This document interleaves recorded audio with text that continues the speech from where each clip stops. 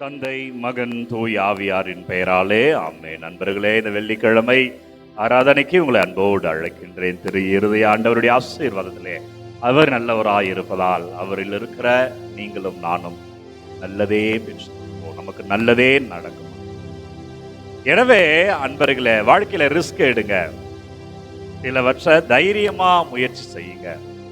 எதிர்ப்புகளை பார்த்து பயப்படாதீர்கள், தோல்விகளை பார்த்து துவண்டு விடாதீர்கள், தைரியமா முடிவெடுங்க. அதற்கு உதாரணம் சான்றுதான் செய்தி. மத்தேயு நற்செய்தி 9வது அதிகாரம் 9 - 13 வரை உள்ள இறை வார்த்தையிலே மத்தேயுவை அழைக்கிறார் இயேசு. இயேசு அழைத்த உடனே தைரியமா எல்லாத்தையும் விட்டு மத்தேயு இயேசுவை பின்பற்றுகிறார். இது எப்படி சாத்தியமாய்?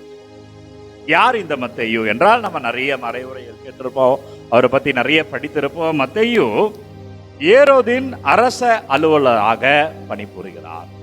அவர் நேரடியாக ரோம ராஜ்யத்துக்கு வேலை செய்யல, ஆனால் ரோம ராஜ்யத்தை மறைமுகமாக வேலை செய்கிறார். வரி வசூலிப்பது ரோமைக்கு செல்லும். எனவே கபர்நாமையில அவர் பணிபுரிகிறார். இந்த இடமானது பல ஊர்கள் வந்து சேர்க்கிற பாதைகள் வந்து இணைக்கிற ஒரு இடமாக இருக்கிறது கபர்நாகும். அந்த வருகிற பொழுது போகிற பொழுது அவர்கள் பொருட்கள் வாங்க வேண்டும், பொருட்கள் விற்க வேண்டும், பொருட்களை எடுத்து செல்ல வேண்டும். அப்பொழுது சுங்கவரி கட்ட வேண்டும். அந்த சுங்கவரி வசூலிப்பவராக இருக்கிறார். ஒரு கவர்மெண்ட் ஜாப். யோசிச்சு பாருங்க, ஒரு கவர்மெண்ட் வேலையை விட்டுட்டு ஒருத்தர் வா அப்படின்னா வருவோமா? நல்லா நம்ம சொகுசா வாழ்ந்திருக்கிற ஒரு வாழ்க்கை, எல்லாம் நல்லா போயிட்டு இருக்கு, நல்ல சம்பளம், குழந்தைகளெல்லாம் நல்லா வளர்த்துடலாம் என்று இருக்கிற நிலையிலிருந்து வேற இடத்துக்கு வா அப்படின்னு கூப்பிடுறாரு இயேசு. வர முடியுமா என்றால் மத்தேயு வந்தார். ரிஸ்க் எடுக்கணும் வாழ்க்கை. சில நேரங்களில் உங்க குடும்பத்துக்காக, உங்க பிள்ளைங்களுக்காக, உங்க நண்பர்களுக்காக, சில நேரத்தில் நம்மளுடைய நல்ல செயல்பாடுகளுக்காக சில ரிஸ்க் எடுக்கணும். அது பெரிய பிளஸிங்கை கொண்டு வரும் அன்பர்களே. ஆண்டவர் பெயரால் சொல்றேன், அது பெரிய ஆசீர்வாதத்தை கொண்டு வரும். சில ரிஸ்க் எடுக்கணும். எதையெல்லாம் இழந்தார் பாருங்களேன். இன்றைக்கு நற்செய்தியில இந்த வேலையை விட்டுட்டு அவர் போறதால, மத்தேயு வேலையை விட்டு போறதால அரச பதவி, அரச வருமானம், கவர்மெண்ட் சேலரி எடுக்கிறார். நண்பர்களே, பெரிய ஆசீர்வாதம். இன்றைக்கு வரை அவரை பத்தி பேசிக்கிட்டே இருக்கோம். 2024 வருடங்கள் கடந்துமே அவரை பற்றி பேசிக்கொண்டே இருக்கிறோம். அவர் அன்றைக்கு செய்த செயல். நீங்க நல்ல விஷயத்துக்காக நீங்க ரிஸ்க் எடுக்கும் பொழுது தைரியமா முன்னெடுப்பு எடுக்கணும். அப்ப பிளஸிங்கா மாறும். ஆண்டவர் ஆசீர்வதிப்பார். நல்லது என்றால் தைரியமா நில்லுங்க. இரண்டாவது, வசதி பாதுகாப்பெல்லாம் இழக்கிறார். பணம் வந்தா நல்ல வசதியா இருக்கலாம், கவர்மெண்ட் ஜாப் பாதுகாப்பா இருக்கலாம், அதை இழக்கிறார். மரியாதை அன்பர்களே, ஏனென்றால் அது வசதி இருந்தாலும் அதிகமாக வரி வசூலிப்பதால் வரி வசூலிப்பவர்கள் பாவி என்று கருதப்பட்டார்கள். மரியாதையை பெறுகிறார். நீங்க ரிஸ்க் எடுக்கும் பொழுது, நீங்க நல்ல முன்னெடுப்புகள் எடுக்கும் பொழுது, நல்லதுக்காக தைரியமா நிற்கிற பொழுது அன்பர்களே, சமூகத்துல மரியாதையோடு வாழ்வோம், ஆசீர்வாதமா இருப்போம், பிளஸிங்கா இருப்போம். எனவே தைரியமான முன்னெடுப்புகள் எடுங்கள். மூன்றாவது, இந்த உலகத்தோடைய இன்பம். இந்த உலகத்தோடைய இன்பத்தை இழக்கிறார். என்னன்னா, நல்லா இருக்கலாம், கவர்மெண்ட் ஜாப்ன்றதா நல்லா இருக்கலாம், சந்தோஷமா எல்லாமே கிடைக்கும். ஆனால் அதற்கு நிகரா புகழின் உச்சத்துக்கு செல்கிறார். எத்தனை ஆலயங்கள் அவர் பெயரில் இயேசுவை தேடுகிறார். மத்தேயு ஆலயம் என்று இங்க கூட நம்ம மறை மாவட்டத்தில் கடம்பத்தூர்ன்ற ஒரு ஊர்ல மத்தேயு சர்ச் இருக்கிறது. இங்க திருத்தணியிலிருந்து பக்கத்துல தான் இருக்கு.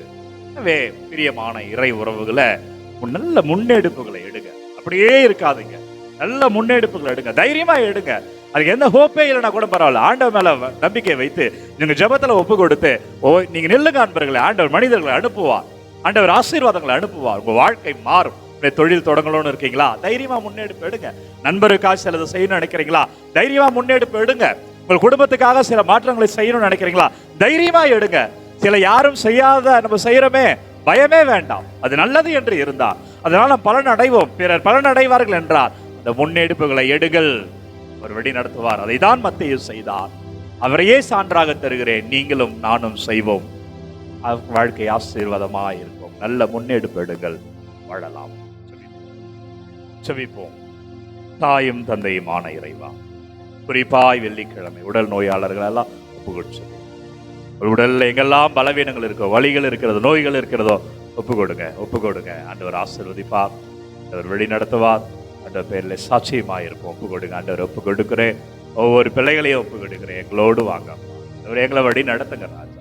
ஆண்டவரே, நாங்கள் உயர்ந்து நிற்கும்படியாய் அப்பா முழுமையாய் ஒப்பு கொடுக்கிறேன். எடுக்கிற ஒவ்வொரு முன்னெடுப்பு என்னவெல்லாம் மாற வேண்டும் என்று நினைக்கிறார்கள், எதையெல்லாம் புதிய முயற்சிகள் எடுக்கிறார்களோ ஆண்டவர் பாதத்தில் வைக்கிறேன். உங்கள் தேவைகள் எல்லாம் ஆண்டவர் பாதத்தில் வைக்கிறேன். ஆண்டவரே, எங்கள் தேவைகள் எல்லாம் பாதத்தில் வைக்கிறேன். அப்பா, நீங்க ஆசீர்வதிங்க ஆண்டவரே, நீங்க வழி நடத்துங்க. ஆண்டவர் பெயரிலே சாட்சியமாய் இருப்பீர்கள். ஆண்டவர் பெயரிலே சுகமாய் வாழ்வீர்கள். ஆண்டவர் திருப்பெயரால் உங்கள் குடும்பம் மீட்கப்படுகிறது. அவருடைய திரு இருதயத்துடைய இரத்தத்தால் என் பிள்ளைகளை நாம் கழுவப்படுகிறோம். நாம் ஆசீர்வாதமாய் இருப்போம். எனவே ஆண்டவர் இருக்கிறார். நம்பிக்கையோடு இருங்கள் பிள்ளைகளே. ஜெபிப்போமாக.